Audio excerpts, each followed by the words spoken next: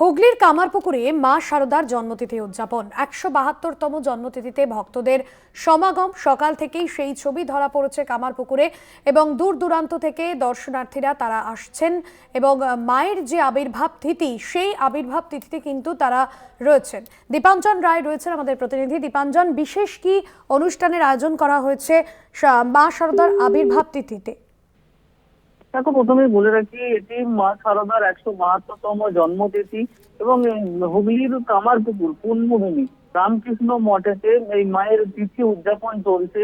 আজকে জন্মদিন উপলক্ষে বিশেষ পূজা পাঠ চলছে এবং দূর দূরান্ত থেকে প্রচুর ভক্ত আজকে এই কামারপুকুরে আসছেন এবং তাদের সঙ্গে আমরা যেটা কথা বলে জেনেছি, এই যে কামারপুকুর শ্রী শ্রী ঠাকুর রামকৃষ্ণের জন্মভূমি এবং মা শারদার শ্বশুর বাড়ি এইখানেতেই। তাই জন্যই আজকে এই যে মা শারদার জন্মতিথি উপলক্ষে বিশেষ পুজো পাঠ তার আয়োজন চলছে। বিভিন্ন স্তুতি গাওয়া হচ্ছে, ভজন গাওয়া হচ্ছে, বাউল গাওয়া হচ্ছে এবং এর সঙ্গে বলে রাখি, এখানে যত ভক্ত আসবে তাদের প্রসাদের ব্যবস্থা করেছে রামকৃষ্ণ মঠের তরফ থেকে।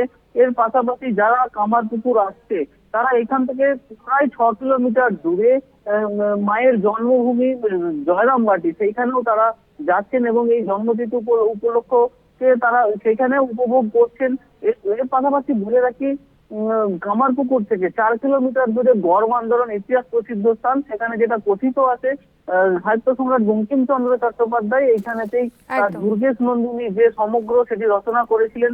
এই নিয়ে পর্যটকদের একটা মধ্যে আবেগ লক্ষ্য করা যাচ্ছে এবং তারা নিজেদের মনের কামনা যেটা রয়েছে এবং সেটা ঠাকুর শ্রী শ্রী রামকৃষ্ণের চরণে জানাচ্ছেন এবং যাতে তাদের শান্তি প্রশস্তি হয়। একদমই, অর্থাৎ বোঝাই যাচ্ছে যে ভক্তরা দূর দূরান্ত থেকে আসছেন এবং তারা মায়ের জন্মতিথিতে তারা উদযাপন করছেন। ধন্যবাদ তোমায়।